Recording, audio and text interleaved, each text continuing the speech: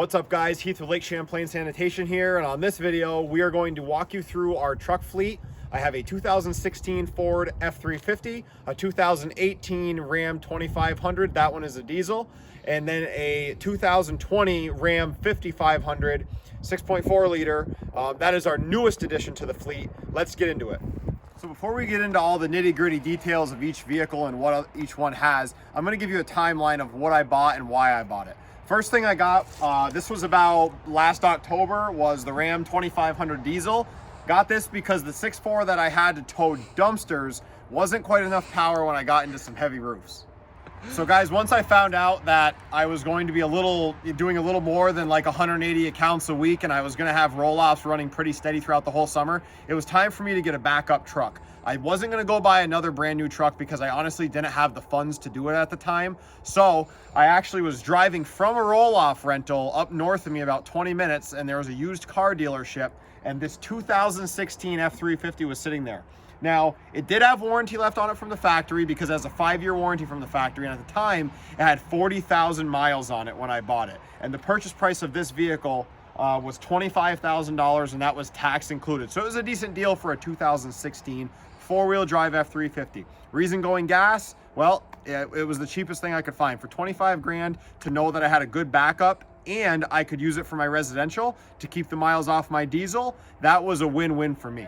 The Ram 5500. I just got this about a month and a half ago, guys. I got it about 3 months ago, but it took forever to get the box built. We've been using it for about 6 weeks now. The reason I went with a 5500 with a 16-foot dump body was towing the dump trailer was getting a little bit dangerous, if you will. And once we hit that 420, 450 account mark, I knew I wanted to have an employee and expand the business to just have one employee. This was a lot safer for the employee I have now, Jacob, to drive. And anyone that comes down the road, if Jacob steps into another role in the company, a dump truck is going to be much easier to drive over the next few years than using a truck and trailer. We will eventually get a diesel version of this. The reason I went gas to start out, it was about a $9,000 option first and foremost. Second of all, our route right now is about 300 miles a week total. That's what goes on this truck. So I knew my gas mileage was going to be horrible, but for 300 miles a week, I wanted to test out a 5500 this way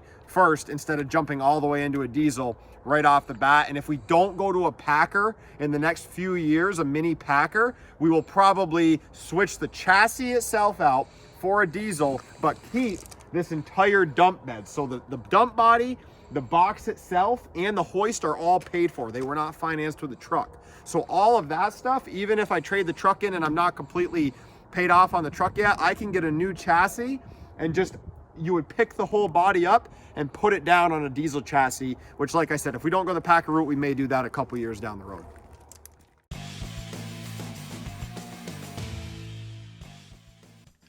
So our F350. Like I said, guys, it's a 2016. This is an XLT model, which means it has the alloy rims.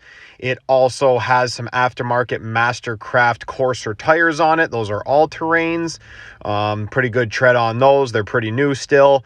This truck also has the FX4 off-road package. All that basically means, I think it's got a skid plate underneath, and I know it's got Rancho or Ranchero shocks. Those are an upgraded shock from the standard truck.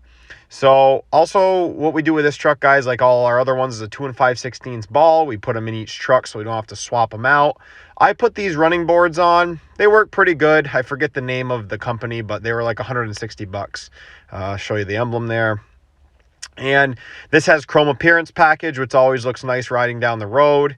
Also has the turn signals and running lights in the mirrors, which is really cool at night. You know, it makes the truck look wider and it's a lot safer. I think a lot of Fords have this now as a standard option on all trim packages. Give you a look at those shocks up front. They are red.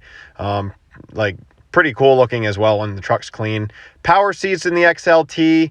Cloth interior, which needs a vacuum.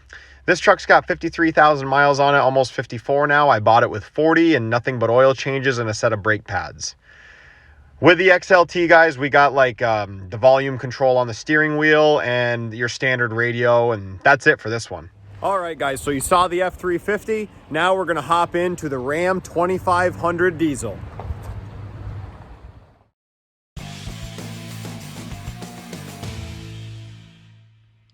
Walking around the Ram 2500, it is a tradesman trim level. I have the Mastercraft Courser tires on this truck as well, same as the Ford. Those are brand new.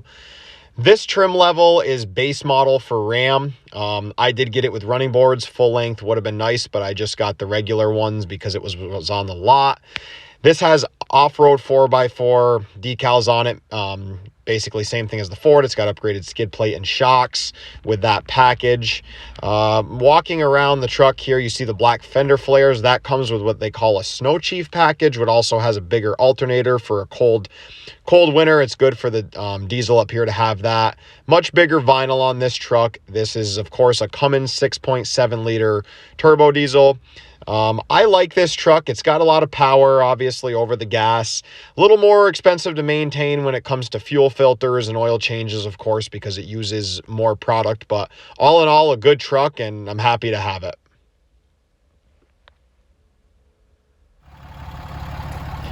On the inside here, guys, it does have cloth interior, a couple cup holders, which is nice. This one's a crew cab, so full 4 doors on this one.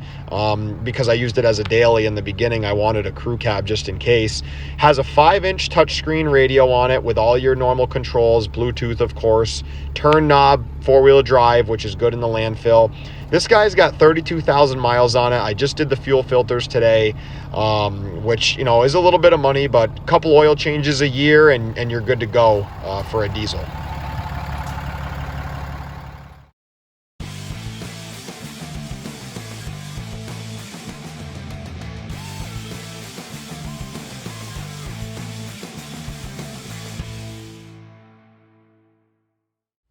So our brand new 5500 we use for residential hauling. This is also a tradesman. I had Iroquois in Vermont put the body on and that toolbox. They relocated my hydraulics to make my solenoids a little bit more protected in these winters up here. Went with the Alcoa rims. I did upgrade those from the factory steel ones, but no bells and whistles on this. It's a 16-foot dump body, guys. The sides stand about 6.5 feet tall. For those of you wondering, this truck stands about 10'6" total, so it can get in the big truck car washes. Got our doors, little backup camera that comes standard on this truck body, I should say.